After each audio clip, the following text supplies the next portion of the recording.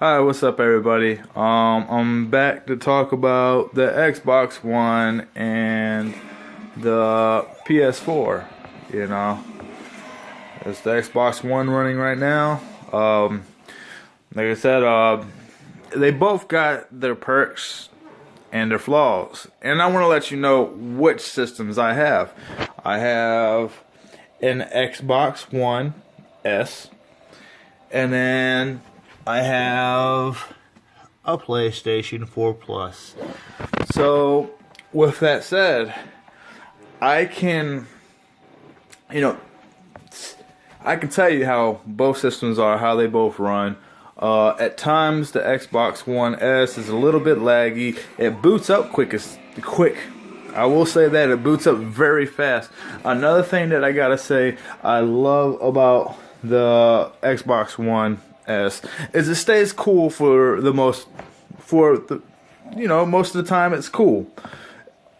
As far as the PlayStation 4 Pro, I'll have it in rest mode and it will get warm. It will get warm. Maybe that's just my system, but I'm not being biased. I actually own the PS4 Pro and a PS4 before I got an Xbox One. There are things that I like about the PS4 or Sony that I like more than I like on the Xbox One S. As far as for instance, I hit a situation today with Microsoft, the Xbox One. I went to purchase a game, and I had $23 in the Microsoft account. Well, I was going to use that $23 of a gift card that was given to me and play it, or use that and then use the rest on the card. I know I need a shave, so please forgive me on that.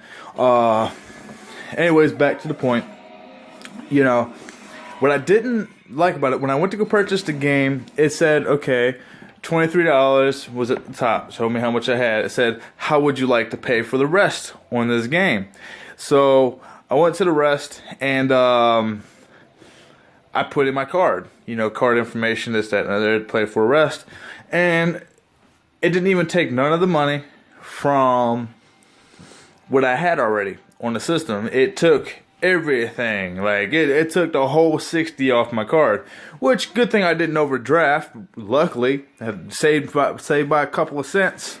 So, but that's kind of screwed up. If I was a person, I only had $37 in my account, and I went to, get this damn game, because I have $23 on my account already, and I sit there and I pay that, and I overdraft it, and then it takes fucking 4 or 5 business days to come back to you.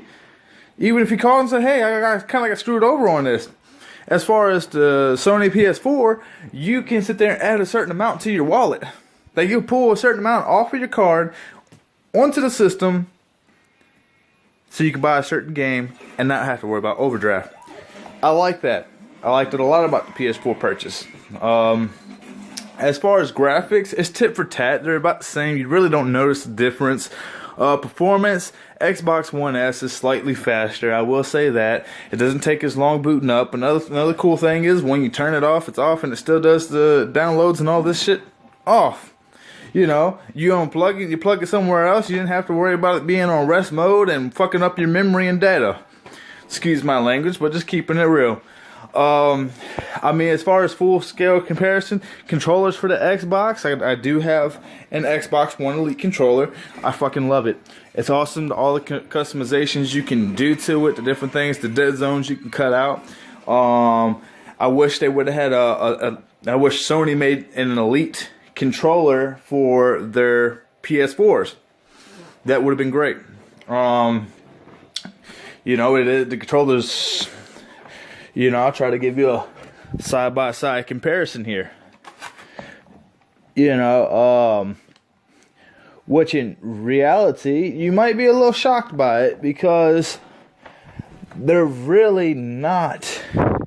As far as how big the controllers are side by side, you would think that, okay, well, Microsoft has got these huge, ginormous controllers and are way bigger than the PS4s. I mean, yeah, they're slightly bigger, but they're not way bigger. They're more comfortable. I will say that. But here you go.